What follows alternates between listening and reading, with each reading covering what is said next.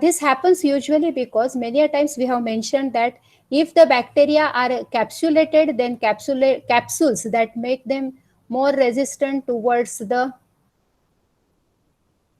that capsule makes more resistant that bacteria, so that the capsule may add their pathogenicity and so on. Likewise, certain gram positive bacteria, particularly certain gram positive bacteria, these are found to be extremely resistant. Now, they are found to be resistant to a variety of chemicals, radiation, desiccation, and so on. That means that bacteria can survive in the harsh environmental condition at the lowest or the lower minimum water content, that is the dehydration condition. Then similarly, they are resistant to be different kind of chemicals. They are resistant to the ultraviolet radiations. Even they are resistant to very high temperature.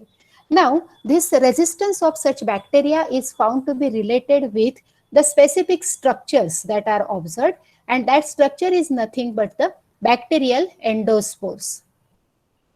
So certain bacterial species under harsh pull or the certain starvation like condition, they are having the ability to form the specific resistant bodies that are known as endospore.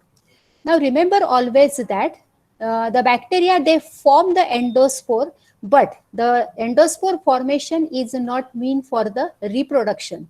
It is the mean for survival of bacteria under the stressful environmental condition. Now, even though, no doubt, from the bacterial endospore after germination, the vegetative cells are again formed. That we call it the germination of endospore. But the formation of endospore or the sporulation is not mean for reproduction.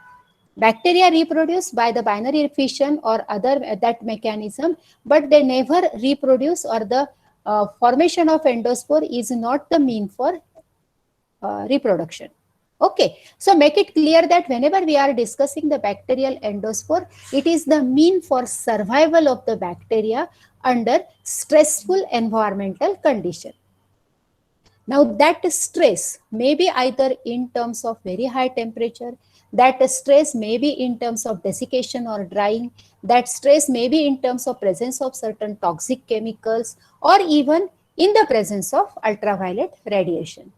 Now the bacteria, they survive under these harsh environmental conditions because of formation of endospores. So what are these endospores? A number of gram-positive bacteria can form a special resistant dormant structure called as an endospore. So what are endospore? These are the special resistant structure. Why it is resistant? Because the bacteria which are having the ability to form that endospore, they are resistant. That means they can survive such a type of extreme environmental condition or the harsh environmental condition. So these structures are actually the resistant. Dormant means during this phase, or whenever the bacteria, they are surviving in the spore form or in the endospore stage, they are dormant, they are not metabolically active, they do not reproduce. That's why they are dormant structures called as endospore. Now particularly, mostly the gram-positive bacteria, they form the endospore. There are few species of bacteria, that is the gram-negative bacteria, they are also found to be producing the endospore, but majority of gram-positive bacterial species, they form these endospores. Now these endospores, they develop within vegetative bacterial cells of several genera, particularly Bacillus, Clostridia, and Sporosarcina. So the Bacillus and Clostridium, Bacillus are aerobic gram-positive bacteria, Clostridium are gram-positive anaerobic bacteria. These are rod-shaped bacteria, while Sporosarcina, it is a cocci-shaped bacteria which forms endospore. So these are the three major species which produce bacterial endospore. These structures are extraordinarily resistant to environmental stresses such as heat, ultraviolet radiation, gamma radiation, chemical disinfectants, and desiccation. So these bacterial endospore, these are the structures which are extraordinarily resistant. That means the vegetative bacterial cell, which is otherwise sensitive to all these treatment, The bacterial endospores are extraordinarily resistant to all these environmental stresses such as heat.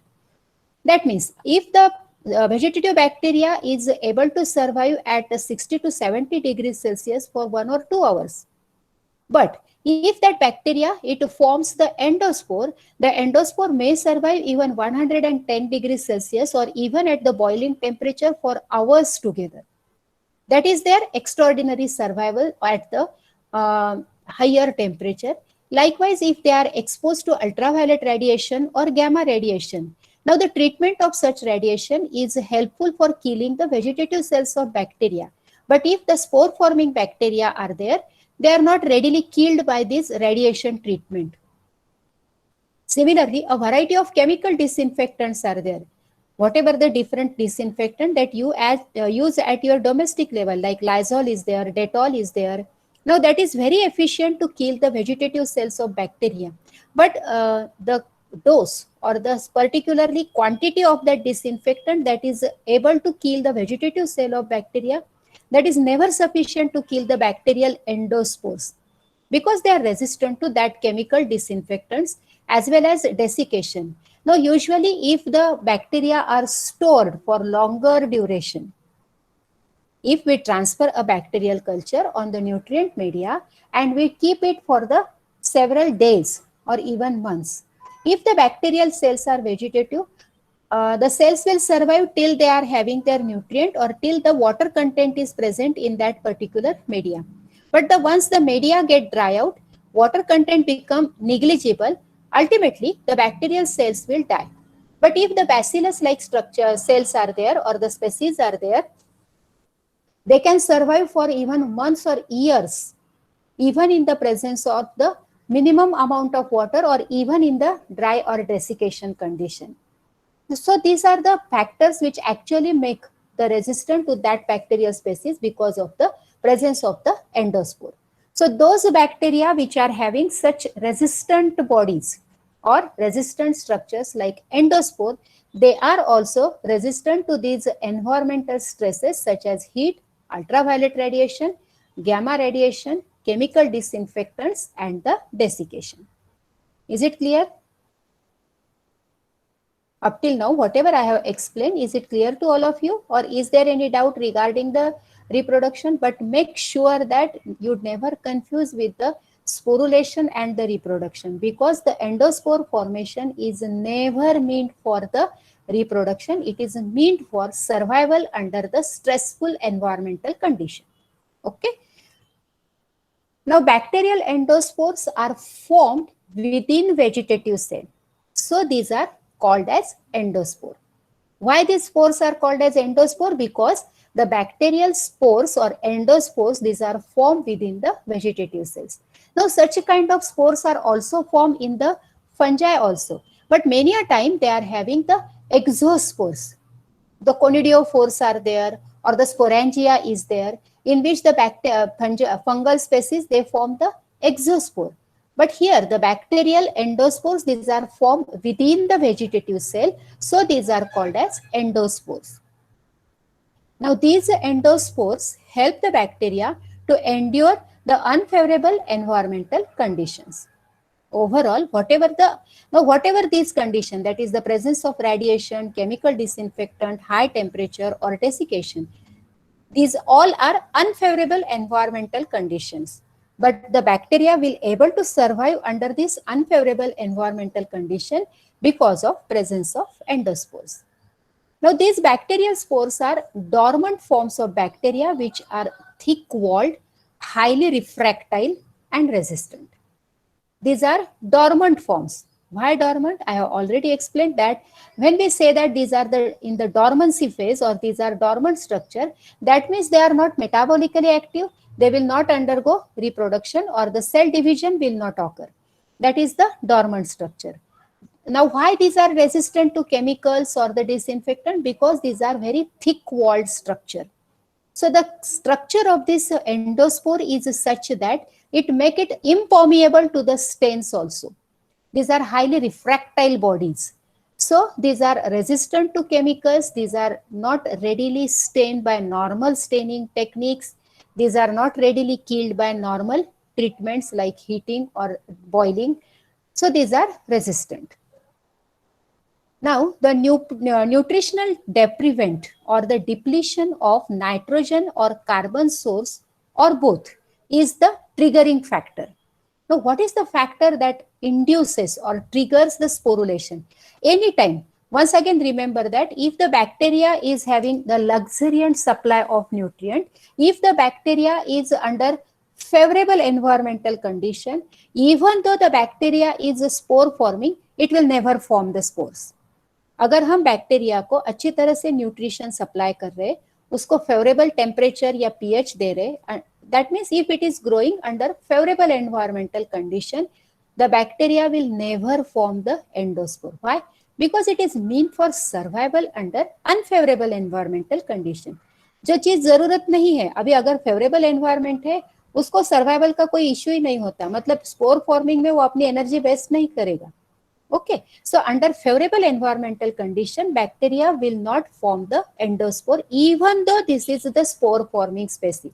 Okay, but what will be the factor that will trigger or induce the endospore formation? That will be the depletion of nitrogen or carbon source. Suppose if in a media we add very negligible amount of sugar.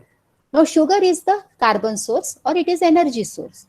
Now a stage will come that all the sugar or all the carbon source has been utilized. Now there will be the depletion of that carbon source. Now after that stage, the bacteria will start to form the endospore, if it is having the ability to form the endospore. Not all bacteria will form endospore.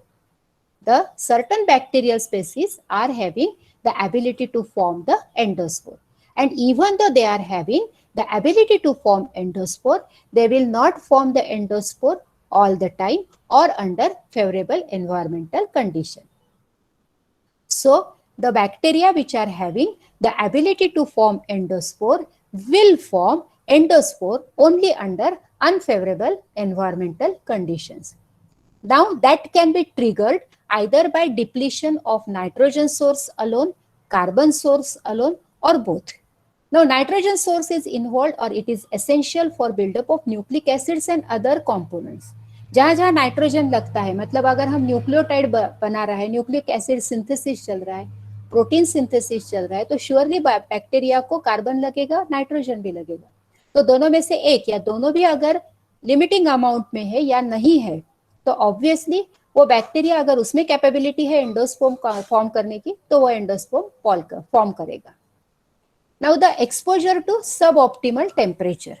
Now if the bacterial culture initially it is maintained at 37 degrees Celsius or 40 degrees Celsius, that is called as optimum temperature.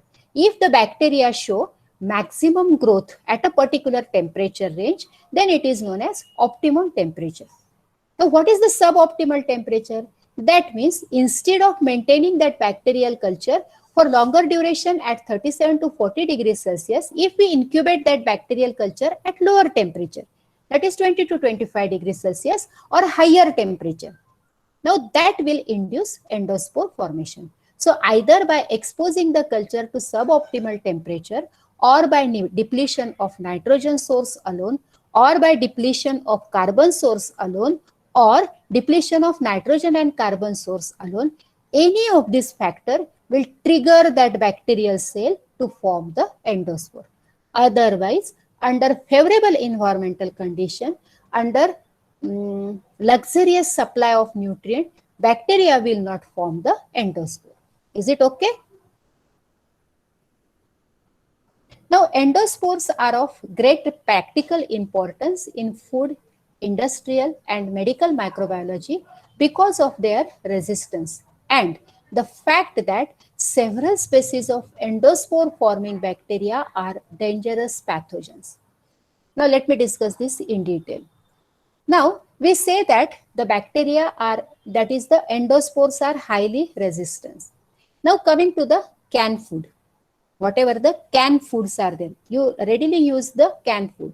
Now many a time you observe that the shape of that can is slightly bulging. उसमें कहीं तो या तो dent आता है या वो swollen या उसका शेप जो रहता है कंटेनर का, टीन वाले जो कंटेनर, वो डिफॉर्म होता है. Why it happens? because of growth of anaerobic bacteria that are highly pathogenic. That is the species of Clostridium. That may be Clostridium tetani or Clostridium botulinum. Now, how these bacteria arise? Now during the sterilisation, जब ये food packaging होता है can में, तब उसका proper sterilization करके उसमें add करते. Now if that sterilisation was inefficient to kill the endospore forming bacteria, then that bacteria in the form of endospore will still survive in that canned food even after the packaging or even after the proper sterilization. And ultimately, that bacteria, being anaerobic, strictly anaerobic, will grow within that can, and that may cause the food poisoning.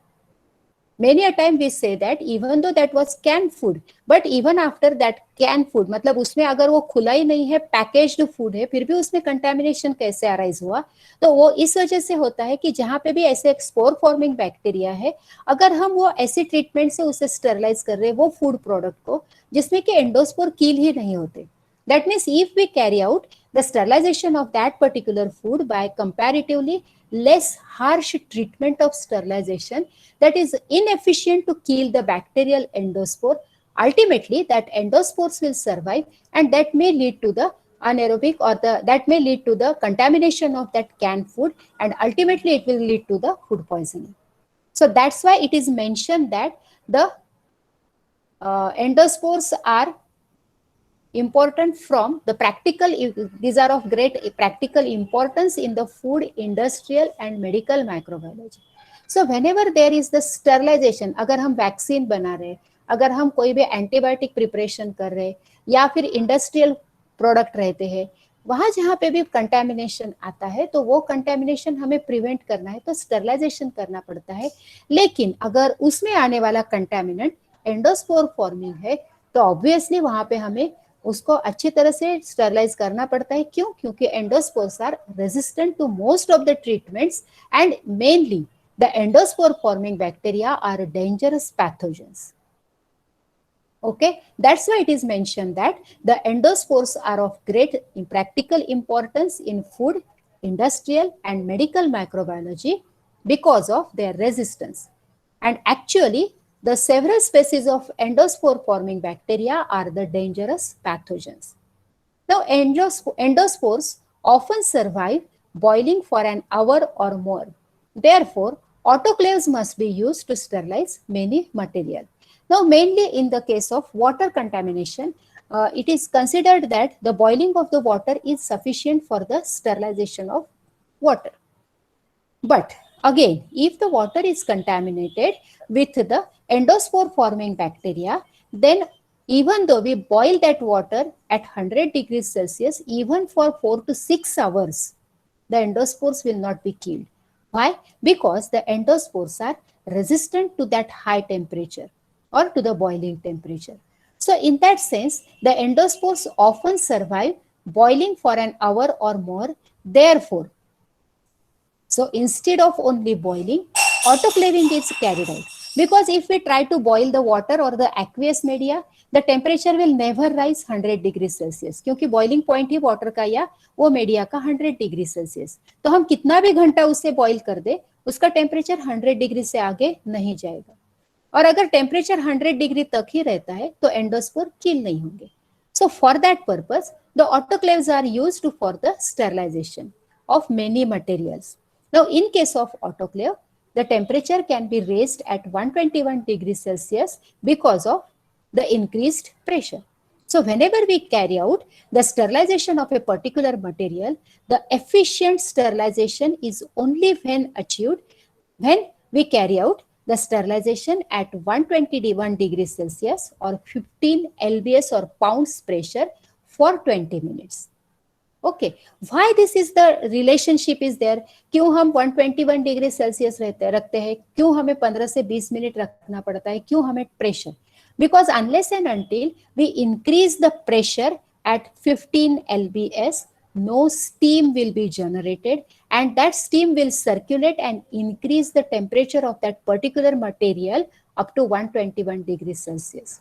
And that should be hold for 20 minutes. 15 to 20 minutes at least, because exposure at 121 degrees Celsius for few minutes will be not efficient or will not be sufficient to kill the endospore.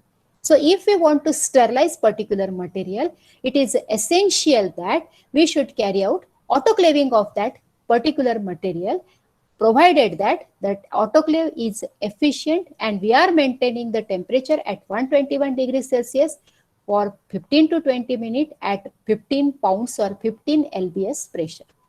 Okay ये आप लोगों ने तो ये autoclave में पढ़ा ही होगा. Whenever you have gone through the laboratory equipments in your instrumentation paper, now you might be having the sufficient knowledge of principle or and working of autoclave.